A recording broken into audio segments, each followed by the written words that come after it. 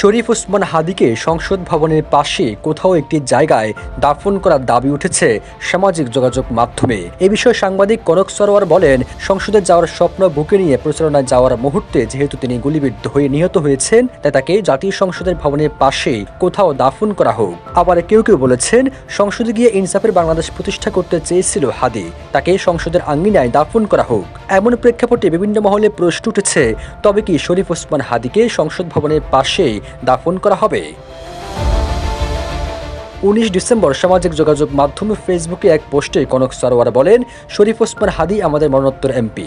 শুনতে পাচ্ছি তিনি নিজেই ইচ্ছা প্রকাশ করেছিলেন মৃত্যুর পর যেন তাকে বাবা আব্দুল হাদীর কবরের পাশেই দাফন করা হয়। পরিবার যদি এই ইচ্ছা বাস্তবায়ন করতে চায় তাহলে কোনো আপত্তি নেই, তবে সংসদে যাওয়ার স্বপ্ন বুকে নিয়ে প্রচারণা যাওয়ার মুহূর্তে যেহেতু তিনি গুলিবিদ্ধ হয়ে নিহত হয়েছেন, তাকে জাতীয় সংসদ ভবনের পাশেই কোথাও দাফন করা হোক। তিনি আরো বলেন, আড়ঙ্গের বিপরীতে অনেক জায়গা নিয়ে জাতীয় সংসদের সামনে চত্বরে খান এ সবুরি কবর আছে। পরিবার এবং রাষ্ট্র মিলে যে সিদ্ধান্ত নেবেন তাই চূড়ান্ত।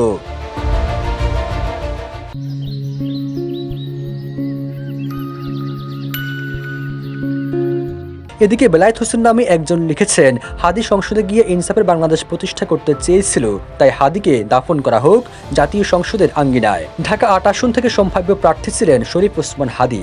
ভারতীয় আধিপত্যবাদ বিরোধী আন্দোলনে সবসময় ছিলেন প্রতিবাদের মুখর। স্বল্প সময়ের মধ্যে রাজপথ, ক্যাম্পাস ও সামাজিক যোগাযোগ মাধ্যমে স্পষ্ট অবস্থান নিয়ে আলোচনার কেন্দ্রে উঠে আসেন। সব শ্রেণী পেশার মানুষের কাছে হয়ে ওঠেন অতি প্রিয়জন।